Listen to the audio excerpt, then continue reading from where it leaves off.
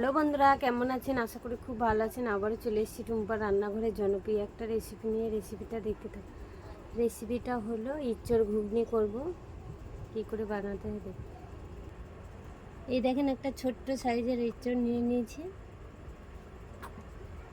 মটর সিদ্ধ করে নিয়েছি। এবারে ইঁচড়টা কেটে সিদ্ধ করব।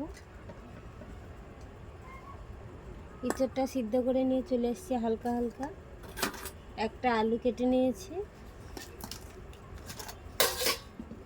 এর মধ্যে নিয়েছি টমেটো কুচো, পেঁয়াজ কুচো, তেজপাতা, হলুদ গুঁড়ো, লঙ্কা গুঁড়ো, গোটা শুকনো লঙ্কা, আদা কুচি, 1 চামচ চিনি, লবণ, রসুন কুচি, গোটা জিরে আর গোটা গরম মশলা। আজকে গোটা গোটা দিয়েই বানাবো, কুচানো মশলা দিয়ে বানাবো। দেখতে থাকুন কী করে বানাই। কড়াইটা চুলার মধ্যে বসিয়ে দিয়েছি, গরম হয়ে গেছে। দিয়ে দিচ্ছি সরষের তেল।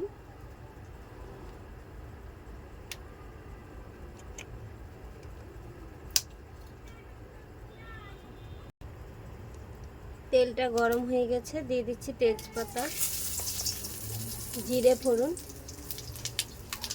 গোটা গরম মশলা, রসুন কুচি,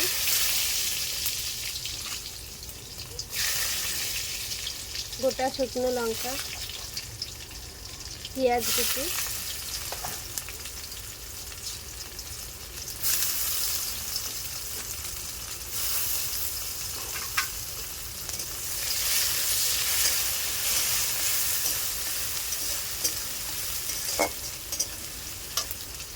দিয়ে দেবো কেটে রাখা আলু।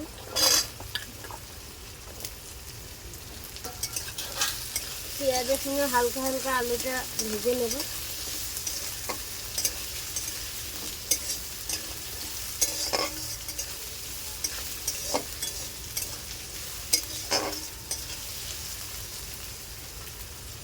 একটু লাল লাল হবে আলুটা।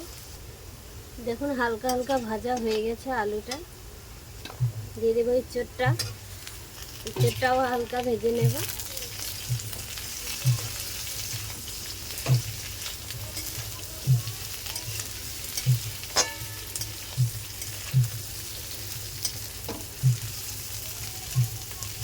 ইঁচড়টাও 5 মিনিট ভাজবো। 5 মিনিট ভাজা হয়ে গেছে। দিয়ে দেবো আদা কুচি, টমেটো কুচি, স্বাদ মতো লবণ, কাশ্মীর গুঁড়ো লঙ্কা, হলুদ গুঁড়ো, 1 চামচ চিনি। খুব ভালো মিক্স করে নেব, কষিয়ে নেব।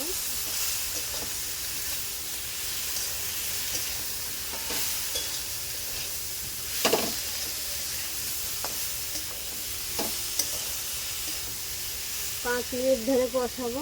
5 থেকে 7 মিনিট কষানো হয়ে গেছে। দিয়ে দেবো ঘুগনি, মটর,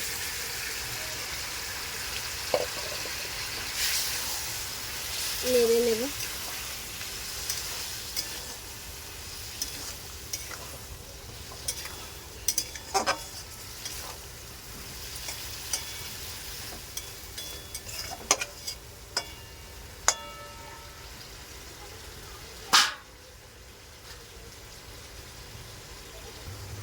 আবারও 5 মিনিট কষিয়ে নিয়েছি ঘুগনির কলাই দিয়ে। এবার জল দিয়ে দেবো পরিমাণ মতো।